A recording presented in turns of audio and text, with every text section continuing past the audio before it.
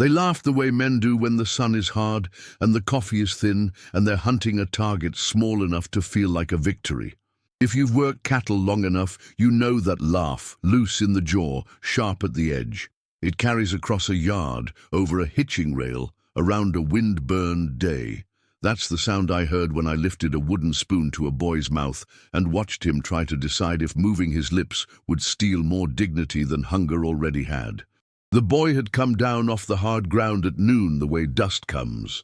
Quiet, inevitable, drawn by the smell of water. I didn't see him until he stood at the split gate between Finch's store and the corral, both hands hooked around the slat the way a man holds onto rail in a storm. He was bone and sinew, and a set of eyes too big for his face, eyes that had learned already to count exits. His hair lay blunt over his brow and then fell into two narrow braids. He wore a scrap of beaded leather at his wrist, triangles in earth colors that looked like the red bluffs west of town, and the strap of a cradleboard crossed his chest the way a memory crosses a heart. He could not have been more than 8. It was a dry year. The windmill out back of Finch's creaked in small complaints. Cottonwoods down along the arroyo wore their green like a decision that could be revoked at any minute. I'd come in for salt, a tin of coffee, and the kind of company a man can stand. Mabel Finch shelling peas behind the counter with that deliberate grace widows acquire when they've learned not to wait for a doorway to fill. I was rolling tobacco on the porch rail when he appeared. He didn't ask. He reached his hand toward the water keg in that universal language a child learns even when words fail. Palm flat, fingers bent, breath held. I dipped the tin and held it out slow so the world wouldn't startle. He didn't lunge. He drank the way coyotes do when they know they're being watched. Steady, grateful without spectacle, stopping before the stomach remembered the trick of greed. Dust ran in muddy beads off his jaw. When he finished, he put the dipper back on the nail like a man who has lived long with other people's rules. "Well, I'll be," said Boone Keating, boots up on the rail, spurs clicking a lazy tune. "Harper's taking in strays now. You put that one on a rope, pretty soon you'll have 200 of 'em in your yard at sunup." The men near him grinned the way men grin when someone else has done their job for them. It doesn't take much to pass for wit on a day as long as this one was. I don't pretend expertise I didn't earn. I'd worked cattle from the Pecos to the Chimarron, slept under canvas when I had it, under stars when I didn't, buried a wife in a patch of ground that grows nothing but rosemary now because rosemary is the only thing the wind won't bully. I'd seen hunger in calves and men, and once in my own mirror. I recognized it on the boy in the doorway the way you recognize your own handwriting. He looked past me to the open door, where the smell from Mabel's pot lived. Beans, onion, a heel of bacon, 2 peppers if she was feeling generous. He didn't step. He waited to see if the world would let him. "Bring him in, Eli," Mabel said, without looking up from the peas. "Or feed him where he stands, but don't let those fools teach him what a laugh costs." I don't know if I raised the spoon with dignity or clumsiness. I do know I dipped it, blew across it once, and held it out. The boy stared at the steam like it was a spirit he didn't trust. I tasted from the spoon, nodded, and held it out again. He set his mouth obediently around the wood and got a mouthful of the only mercy a kitchen knows, something warm with salt in it. That's when the men gave that laugh, and I felt heat rise in my ears that had nothing to do with Mabel's stove. "Look at Harper," Boone said. "Turn your back and he'll have the kid in his bed." 2 men on the end of the rail dropped their eyes. One pushed his hat back like the sun had suddenly become interesting. Mabel's pea shelling slowed and then stopped. She set the bowl down. She didn't say anything. She didn't have to. Her silence landed heavy enough to bend the nails. "Boone," I said without the courtesy of Mr., "there's a kind of hungry that rots a man's mouth long before it rots his guts. You've got it. Don't spread it around." He smiled, which is one way a man admits a hit without calling a doctor. "You gonna adopt the whole nation 1 spoon at a time, Harper?" I dipped again, blew again, fed again. The boy took it this time without watching me taste first. He had made a calculation and decided not dying was worth the risk of trust. That is the arithmetic that shames me still. "Child," Mabel said from the doorway, her voice level as the horizon, "you want some bread with that?" She tore a heel from a loaf and held it out. The boy took it in two hands like we take a Bible even if we don't like the preacher. He tucked it inside his shirt, as if the wearing of it might keep his ribs from showing. He said something then, a sound like wind in grass. I heard a name in it, but not one my mouth could manage without a map. I touched my chest. "Eli," I said. He touched his chest in the same way, said his name again, slower, the last bit clicking against his teeth like a bead struck by a fingernail. I said the first syllable, watched his eyes, added the second, and waited for whatever he had that meant yes. He gave me half a nod. That was permission enough to carry on clumsy until I could be less clumsy. Boone spat and missed the porch by an inch. "You'll have trouble for breakfast," he said, "and you'll send the bill to the rest of us." "Then I'll prepay," I said. I took my hat off because my father taught me to take my hat off when I meant what I was saying. "You can ride past my place tonight if you like. If there are 200 at my fence, I'll meet them with open hands before you meet them with guns. If you can't stand to watch, go home and salt your meat." That shut them up for a breath. The boy watched all this with the kind of attention adults envy. He didn't flinch at Boone's words. He had weathered sharper tongues than that. He finished the bread in 2 measured bites, swallowed, and, because he knew a rule none of us had taught him, he held the spoon out for me to take, as if he'd been born into a world where tools always go back where they belong. "Where are your people?" I asked, tapping 2 fingers lightly on the table and then pointing east, then west, then toward the river. He lifted his wrist and touched the beaded triangle, then rotated his hand and drew a shape in the air that anded through the cottonwoods and turned along the ridge. If mapmakers worked with small boys' hands instead of men's rulers, I think our trails would make more sense. "Much obliged, Mabel," I said. I set a coin on the counter, and she moved it back toward me with 2 fingers of indifference. "Pay me when God pays me," she said. She wrapped a second slice of bread in a square of cloth and dropped it into my hand, as if it were an accident. "He's not the first child I've fed," she added, "and the good book says I've a few left in me." I led the boy out through the back door, where the dust doesn't collect stories as fast. In the shade of the windmill, I poured water over his hands, and he scrubbed obediently, the way someone had taught him, palms, backs, between the fingers. The dirt came away in decisive kind. He patted his face with the cloth Mabel had handed me, and blinked in surprise at the cool. On the far side of the yard, Boone pulled his horse into a line that had meaning to the men behind him. "You'll see," he said. "Feed one mouth, and you wake a whole camp." "I hope to," I said. I heard myself say it, and realized I meant it. And if I do, I'll have something to say to them that's not the sound of a rifle. There are choices a man rehearses in his head, and choices that show up uninvited at noon. This was the second kind.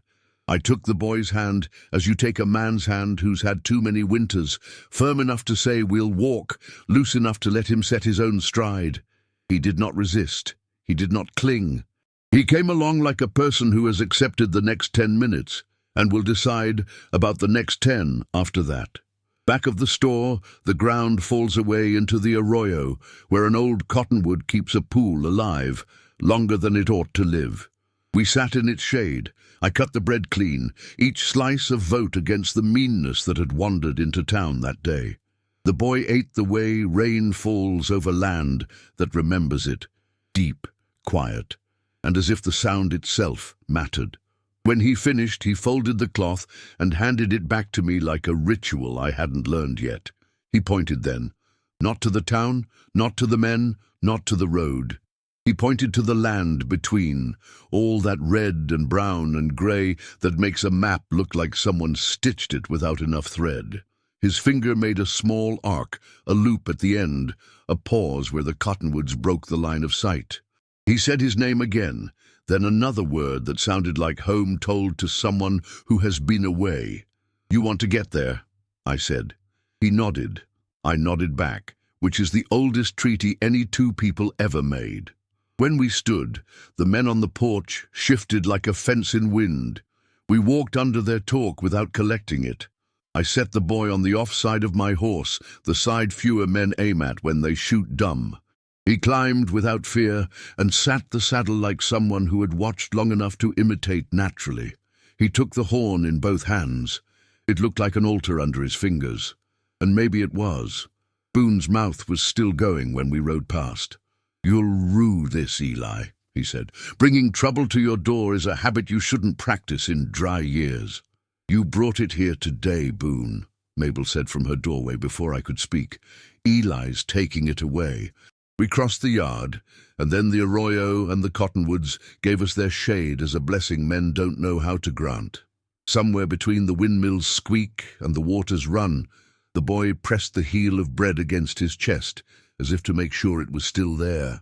He turned in the saddle and looked back once at the porch full of men, and then forward at the country that stores secrets in its folds. The sun found us like it always does, and the heat rose off the sand with its own opinions. He leaned into me without apology, and I let him, and the day settled into a yes. That evening, I made a bed on the floor near my stove. I set my rifle in its pegs with the breech open, because some lessons should be visible, not argued. The boy slept with the blanket pulled up to his chin and his hand on the bread through his shirt, the way some men sleep with their hand on a Bible, even if they don't trust the preacher. Coyotes argued far out on the flats, and the wind uncrossed and recrossed itself around the eaves. If there were 200 at my fence by morning, I told myself, I would meet them with open hands and a spoon. I slept with that decision like a stone under my pillow, not comfortable but honest. In morning light that turns everything into a possibility, I saddled with the kind of care you use when you know there's a test coming and you can't see the paper yet. The boy woke at the stove's first sigh and sat up straight out of sleep, like people who don't feel safe when one part of them is horizontal and the rest of the world isn't. He touched the bread, still there, then smoothed the blanket as if blankets remember. We ate a quiet bowl each. Stew left from last night, thick now, the kind of food that will follow you up a hill without complaint. On the table between us lay the wooden spoon, its handle worn to a gentleness that matched Mabel's hands. I don't know why I slipped it into my saddlebag. Maybe I knew I was carrying more than a boy. Maybe I knew a spoon can be a treaty in a place where paper burns too easy. Out on the flats, the wind ran steady and the mesquite kept its counsel. We took the trail that falls off my ridge and sneaks into the folds of country that looks empty until it speaks. I didn't know exactly where to point us. I knew only that the cut in his finger had the red sand of a place he'd slept, and the sole of his moccasin had a seed from the kind of grass that grows along the run below Deadmare Bluff. I'd spent enough seasons leaving and returning to learn what sticks to a man without his asking. I used that. At the mouth of the arroyo, we met Trudy Black, who runs a string of trade between whoever has and whoever needs and never lets either forget their manners. She speaks 3 languages poorly, and a 4th, the one made of hands and head, like it was handed to her by somebody who didn't want to write a dictionary. When she saw the boy on my saddle, she didn't talk. She set her jaw in a way that means, "Don't spook him," and took the long way around us like a woman who has her own horses to settle. "You coming from Finch's with more than coffee, Eli," she said when she was near enough to keep her words from blowing into the county. "I'm trying to take someone where he wants to go," I said. "Thought you might have a shorter line on the hook than I do." She dismounted slow. She bent her knees before she bent her back. She squatted where the boy could see both her hands and her mouth, and she greeted him in a way I didn't recognize, then again in a way I did. Palms open, fingers spread, chin slightly lowered. He blinked once and answered with a small shape in the air that looked like a little river with a bend where the cottonwoods drink. "South Fork," she murmured. "2 nights out if you ride like a man with more sense than pride." She touched the beadwork at his wrist and then looked at the stitch in his moccasin's heel. "4th clan on his mother's side," she said, but not to me, and I didn't ask which word meant which. She turned to me. You plan to take him yourself? I do. You plan to come back? I do. You got the words you need for the part in the middle, she asked, and a smile found her mouth despite the day. I have a spoon, I said, showing the handle. Her laugh was not at me. It was at the joy of a right answer in a big world. Then take the spoon, she said, and take your hat off before you say anything important. That rule translates everywhere. We rode on, the boy sitting easy in front, my arm around him when the trail pitched and rolled. He pointed 3 times in 2 hours. I adjusted twice because he was more right than I was on those turns. He was a compass made of ribs and memory. At noon, we found a seep under a shale shelf, and I let the mare drink first because hierarchy is a way of love, if you're not trying to rise in it. The boy watched me break the bread and put his half in his shirt, as ritual demanded. He ate only after I took the first bite. That caution told me more about his last week than any story would have. In the afternoon, the land lay down with us and lifted with us. A hawk drew his lazy 8 in the sky. Once a ribbon of horse prints crossed ours at an angle, a line of ponies moving at an easy walk, not run. The boy reached down and touched the edge of one, pressed his fingertips into the powder as if to feel the echo of a hoof. He said a word I didn't know and smiled in a way that had not visited his face in 2 days. I smiled back as if I had been taught to smile by him. At dusk, the wind turned, and with it came the long, low thunder I had been listening for since the world began. Hooves, many, not running from, not exactly running to, but coming into the fact of us. We topped a swell, and the valley below us balled up like a fist opening. Cottontails were out in the sage, the arroyo bent twice, and beyond the far cut, the land was stitched with the moving shapes of horses and people, in the kind of number a man remembers as a story if he lives, and as a warning if he doesn't. They didn't come hard. They came like a river, and we stopped like a rock, and they flowed around us not as a threat, but as a grammar. They made a ring, yes, but big enough to breathe inside. Men and women, old and thin, young and coiled like willows, a couple of travois pulled steady by ponies with eyes that knew what they were doing. No shouts, no show, just arrival. At the ring's edge, a man nudged his horse forward. He carried a lance upright, a strip of white cloth tied beneath the point, the cloth moving only enough to advertise Breeze's opinion. He stopped just far enough that I'd have to take 3 steps to shake his hand, and just close enough that he could stop a fool with emotion if the fool insisted on seeing himself in the story more than the story required. The boy had not moved against me the whole ride. Now he did. He leaned forward in the saddle and made a sound I had not yet heard from him. A clipped breath, not a word, the noise a body makes when the world shows it a face it thought it had lost. He began to slide down the saddle, and then stopped half off, caught between training and urge. He looked at me. I put my palm flat on his shoulder, not to claim, not to restrain, but to say I had a memory too. The one where you check with the man whose bread is in your shirt, not because you need permission to be yourself, but because permission has been a scarce rein lately. I swung down, lifted him to the ground, and stepped back. Then I took off my hat because Trudy had been right long before I met her. The man with the lance spoke in a roll, and click my ear had not learned to hold. He did not look at me more than he had to. He looked at the boy and gave him 2 names. One I recognized from the boy's mouth, the other smaller, the size of names you keep between mothers and sleep. The boy's chin lifted. He answered with the small one, and I found my jaw tightening against a feeling I do not usually spend in public. A woman rode from the ring then, older than me, her hair braided into lines that contained both patience and steel. She wore a leather pouch at her hip and a spoon tucked through its strap, a twin to the one in my bag, save for the beads along its neck. When she reached us, she bent from the saddle and held the spoon out to me, palm up, head tipped slightly, a question and a courtesy in one motion. I brought my spoon up the same way.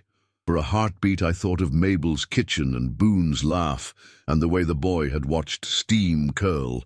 Then we swapped, her spoon into my hand, mine into hers, and there was the treaty Trudy had promised me, translating itself without a single word. Someone behind me cleared his throat. I didn't have to turn to know we'd collected an audience. The ranch hands, who always find the road when spectacle is rumoured. 2 boys with more swagger than sense, and a third man, the one who had called my name when I was still deciding whether to take yesterday's insult personally. I didn't turn to meet them because some mornings deserve your full attention the way a prayer does. The older woman dismounted. She stood before the boy and spoke to his face, then to his hands, then to the cloth tucked inside his shirt, then to me, each phrase set down like a dish on a table we all shared. I don't know what she said. I know how my bones heard it. I know the first word that had my name in it was carefully tried on her tongue, the way a person tries a borrowed belt. Respectful, not obsequious. I set my hat under my arm, and I set my eyes in a place between her hands and her mouth, because I've been taught by women that the truth lives there most days. Then she stepped back and lifted her hands, not to the man with the lance, not to the sky, not to me, but to the circle itself. What happened next I've tried to tell fairly ever since. The ring loosened. Men slid from horses. Women set their palms on their thighs and bent their heads. The old ones on the travois lifted their fingers as far as their joints would allow. Children moved forward until they could see a boy whose bread was still to his chest. And on some signal I could not hear but could feel, they bowed, not in subservience, not to crown a savior, not to make a man of me more than I had been that morning, but toward the boy and the earth at his feet. They bowed to the life that had survived the hard wind. They bowed to the stew in his belly and the woman who had stirred it, and to whatever spirits they speak to in a tongue I have no warrant to counterfeit. Their heads dipped once, twice, and lifted. It looked like prayer, but it tasted like gratitude, and something older than both, some agreement with the land that says we will lower ourselves to remember what raised us in the first place. I felt my palms go damp on the spoon, and I bowed too, because a man with good sense will do as he's taught when the teaching is better than his habit. Behind me, I heard a scuffle of boots on rock and the telltale clack of a rifle stock being set down instead of raised. I did not turn. I did not need to see who had put down a gun to know the weight of the air had changed. The boy moved then. He put his hand in the older woman's, the way a boy puts his hand into a river he already trusts. She looked over his head at me and gave me a nod so small I could have pocketed it without any man knowing I'd been paid. The man with the lance brought his horse a step closer and tied my spoon, now theirs, to the strap at the older woman's hip. He took the spoon she had given me and tapped the ground once with the spoon end, as if to say the world had witnessed and would remember for us when we were too tired to. From the far side of the ring came a sound like a question asked in another key. 2 riders had come up with haste that wasn't panicked. Their animals lathered lightly, their mouths set to their tasks. They looked at the boy. They looked at me. They looked at the older woman. She answered them with one word and a small smile. One of the riders dropped his head and covered his eyes with his hand, and then lit them again with a gratitude that needed no English. He looked young enough to be the boy's uncle, old enough to have been expected to carry a weight heavier than his chest on days like these. He lifted the boy in his arms a moment and set him back on his own feet, a lesson about who stands on his own that I recognized from other kitchens and other doorways. It would have been easy to turn that morning into a story about me. Boone would tell it that way if I let him. Some of the men in town would memorize it that way whether I let them or not.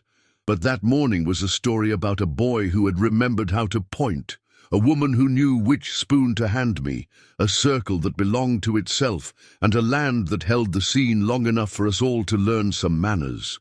The ring loosened, then elongated, then became a line of families, then ceased to be a thing you could see and became the way the dust hung for a while before it settled.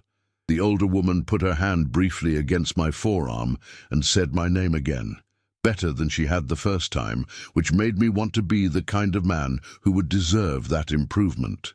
The boy looked back exactly once. He lifted the cloth with the bread in it and touched his chest with it, then lowered it and faced forward into a life that was again his size. Only then did I turn to the men who had followed on the promise of spectacle. Boone had the good sense to look at the ground, not out of shame. I would never credit him with feelings he had not earned, but out of an understanding that a man misses something when he looks too long in one direction. Keenan's second boy, Elmore's quiet one, had his hat in his hands. I liked him then, and I like him still. The third man, the one who had wanted a fight so he could call it courage later, found his arguments melted like tallow in July. "You see a raid?" I asked them, my voice low for the sake of the place we stood. "You see a theft?" "I saw a boy go home," Elmore's son said. "I saw Eli Harper hand over a child to strangers," Boone said, but the edge had dulled on his words. "And I saw those same strangers bow like church." "Wasn't church," I said. "Was remembering." We rode back slow because the land had fed us, and I don't walk fast after a meal that good. That night, before the light was gone, a boy from the fort came by with a bundle tied in a red cloth. Inside was a small blanket woven of lines that stepped and returned and stepped again, the colors of the plains stitched in order. On top lay a spoon, mine by use now, with beadwork at the neck that matched the triangle at the boy's wrist. There was no note. There didn't need to be. They do not write their thanks the way we do. They put it in things that last longer than paper, and I held it like a contract a wind can't tear. I hung the spoon by my stove. When morning light hits it just right, it throws an oval of brightness onto the far wall in the shape of a door. I reckon you can live a long time without ever walking through a door you've made for yourself. Or you can go ahead and step through and see who you are on the other side. The story could have ended there. One day, one spoon, one boy. In a county like ours, days often end before they teach you anything. But that morning stuck the way burrs stick to a wool blanket. You think you've brushed them all off, and later that night you find one clinging close to the weave, ready to remind you. For a while, I lived under the weight of what Boone had predicted. Whispers about trouble for breakfast, hints that the next missing calf should be charged to my account, because compassion is a currency men who feel poor resent. I have learned to let that talk move through me like wind through grass. Some of it is noise, some of it is grief with a hat on, some of it is a man asking another man to teach him a prayer when he doesn't know he's asking. Mabel kept her pea bowl full and her counsel firm. "You don't answer a laugh with a laugh," she said, wiping her hands on her apron and tipping her head toward the spoon, now hanging above my own stove. "You answer it with dinner. That's how you change a town without moving it." That October, a thin rain stitched itself across the flats for 2 days. The kind that doesn't soak you so much as insist on the idea of wet. Calves cried from the far end of other men's land. The windmill sang 3 notes and then forgot the rest. On the second day, a wagon pulled up in front of Finch's with a woman inside whose name I knew, because the county knows who shows up with work and who shows up with song. Her name was Livia Keenan, Boone's sister-in-law. She had a cough in her that sounded like tin roof in hail. She stepped down, steadied herself on the wheel, and surveyed the doorway as if measuring it for a different life. "Mabel," she said when she was inside, "you got anything that eases a cough that starts at the bones?" Mabel looked at me, and I did what I do best, fetch and carry and keep my mouth shut. She disappeared into the back, returned with a jar of something that smelled of mint and rain, and set it on the counter like an invitation. "Heat water," she said. "Drop in a pinch. Breathe it till your head stops arguing with your chest." Livia set coins on the counter. Mabel pushed them back the way she pushes a story back when it isn't ready to be told. "Put those away," she said. "This recipe isn't mine. It was brought to me by a woman who walked in here one morning and said my name softer and better than I say it. You'd be paying me for a gift I was given." The woman with the braids? Livia asked, eyes sharp in a way that had nothing to do with fever. From South Fork? I heard tell she came to town looking for someone she'd lost and left with someone she wanted to return. That woman, Mabel said. She stopped by 2 weeks after the spoon day, dropped off a bundle. Said there are leaves that teach a chest to quit being selfish. Said say her name only when we were saying thank you. Say it then, Livia whispered, and Mabel did, softly and without spectacle, and then the three of us stood in the store while the rain braided itself into the day and repeated the woman's name like you would repeat a remedy so your hands won't forget how to measure it. After that, the line between town and camp softened in places where it had been tied too tight. Not everywhere. This is not a hymn, but enough.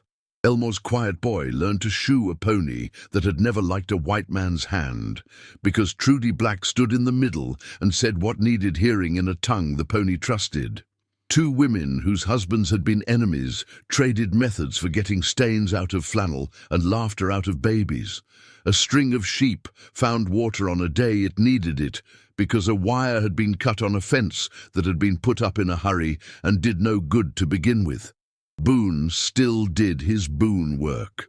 You cannot teach a rooster to sing alto just because you're in the mood for harmony, but even he learned to temper his talk, because a man grows tired of hearing his own voice if no one else is listening, and one by one even his friends found that silence suited them better than the old music of derision. It helped that in November, when a fire ran cheated across the grass east of the fort and blew toward town like a story a man didn't want to be in, the first line of beaters that arrived to slap it down came on small horses with blankets dark as a raven's wing.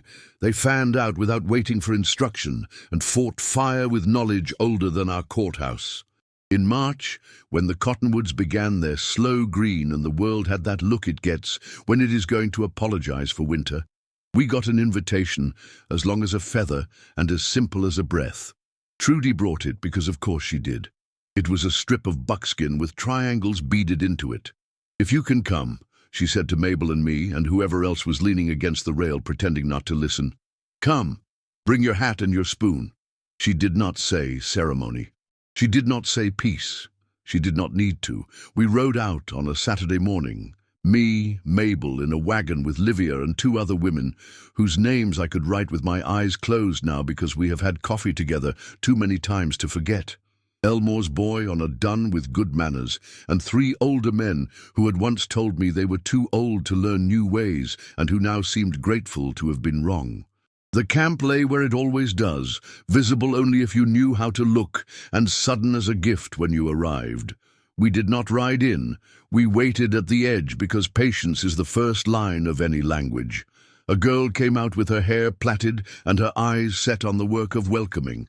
She led us to a place where the ground had been cleared and a fire built small and deliberate. People stood in a circle that did not require counting. I saw faces I knew, and faces I had not earned the right to recognize.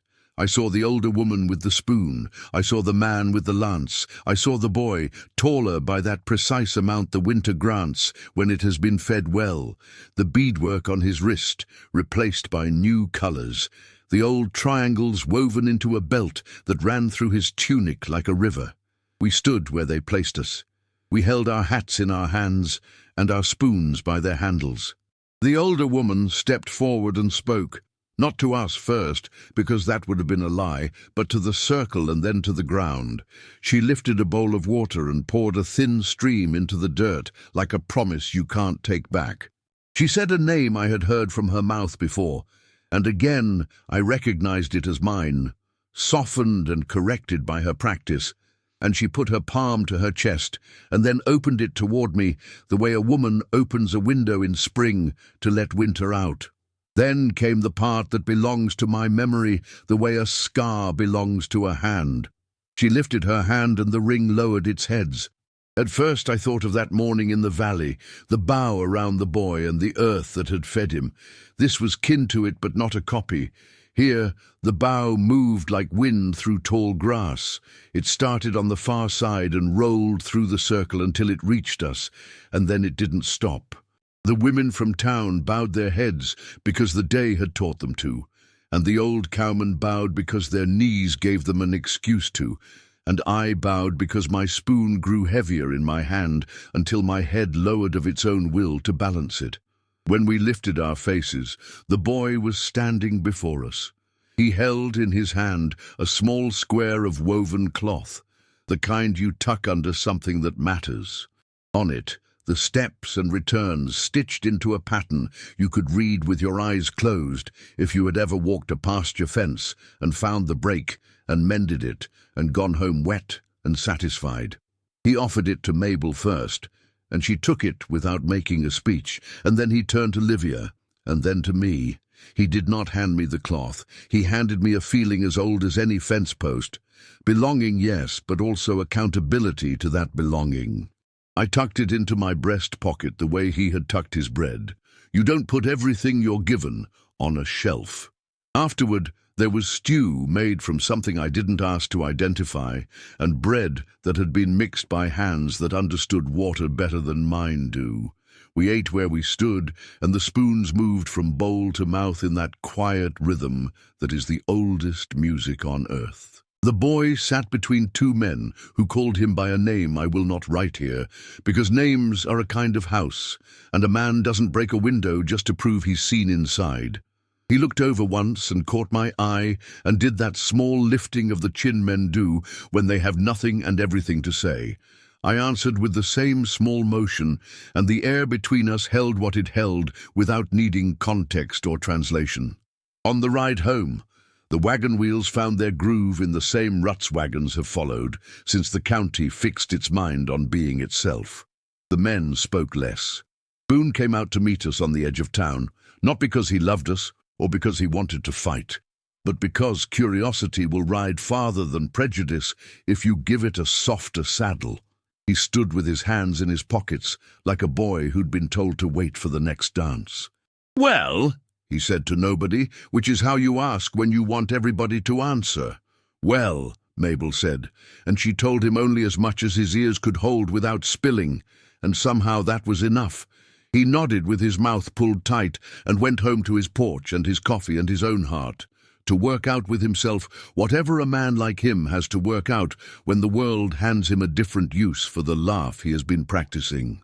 That evening, I cleaned my stove and rehung my spoon, and took the small woven square from my pocket and set it under the jar of salt, where it lifts the bottom of the glass just enough to throw a different shadow.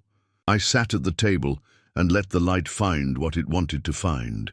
The oval the spoon throws on the wall at that hour was larger than usual, as if morning had come back to apologize for leaving. I thought about the first time I fed the boy and the second time I watched a village bow, and how both moments had been made by hands and heat and not by rhetoric. You can live in a place long enough to memorize its meanness and still be surprised by its mercy. People came by in the days after, Elmore's boy to return a rasp he hadn't borrowed, Livia to leave a jar of cough leaves just in case, two girls from downriver who wanted to see the spoon because their grandmother had described it, and that was how stories work when they're doing what they ought to. We stood in my little kitchen and took turns touching the handle, like it was a relic. In a way, it is. Before spring ran out, I took a ride to the high point above the South Fork. I stood there and looked down at the bends and thought of the boy's finger in the dust, drawing a river's turn. I said a few words out loud to my wife in the rosemary patch of my mind, because hers is the only opinion I still crave when the day has asked me if I was who I said I meant to be. Then I mounted up and rode back to town, and Mabel put coffee on, and the spoon caught the light, and the woven square under the salt jar kept the glass from sticking to the table the way jars will after a humid day. And I understood finally that gratitude is a craft, not a feeling. They laughed once, eh? Then the village bowed, first around its child and the earth that kept him, later in a circle large enough to include a handful of us who had the sense to arrive with our hats off and our spoons ready. If you ask me what changed the county, I won't say it was me. I'll show you a wooden spoon and a bit of cloth and name 3 women who used both better than I did. And I will tell you, With the quiet I reserve for promises that when morning throws the spoon's oval on my wall, I bow my head, not because anyone can see me, but because some lessons are better for the bones than for the neighbors. That's how you keep a story from turning into brag, and a laugh from becoming a habit, and a town from forgetting the door it walked through when it learned how to be better.